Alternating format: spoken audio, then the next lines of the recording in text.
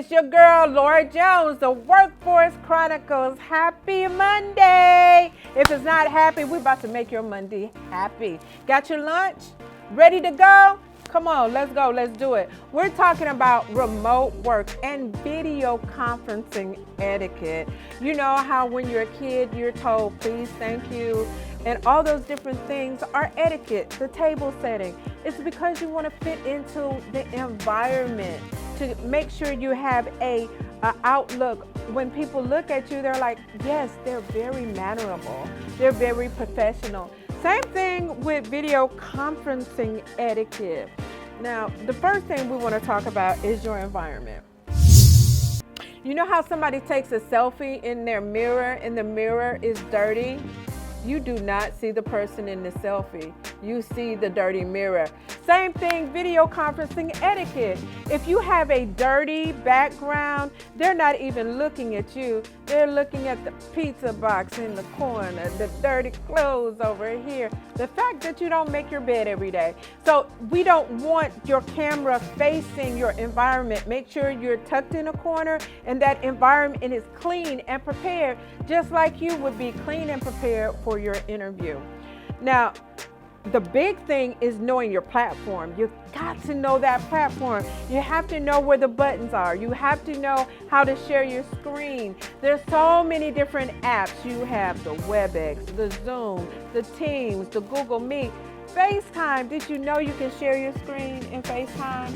I didn't know that. I did it, and I actually did an interview for someone that we were hiring via FaceTime because that was the only stable application that they had. And it was fantastic. The only thing to remember, if you're doing interviews via FaceTime, make sure that you stay professional. Now, when we talk about video conferencing, especially when there's a lot of people on the application, make sure your mic is off upon entry, because your mic being on can be disastrous. You can disrupt the whole conference. Laura, mute your mic. Laura, mute your mic. You disturb the whole conference. Make sure you know where that mic button is. Say whatever you have to say. Turn that mic off. Make sure you keep it muted. Also, your posture. Make sure you're sitting up straight. You're not slumped over. You're not in the bed. I know that's far-fetched, but it happens. Make sure your camera is on and you're engaged, and the presenter and the rest of your coworkers can see, yes, I'm here, I'm engaged, and I'm ready to work. Now, extras in movies is this fantastic thing. They make it seem so real. We don't need that much reality in your video conferencing.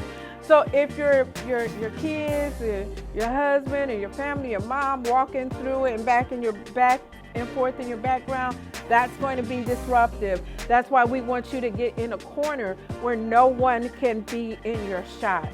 Very, very important. Listen, we want to make you a force in the workforce. And the only way you can do that is you have to know all the rules. You have to be tight with your etiquette, so you show a polished professional every time you hit that conference. We're ready to go. All right? Hey, I'm your girl, Laura Jones, the Workforce Chronicles, making you a force in the workforce. Nobody told you? You've been told.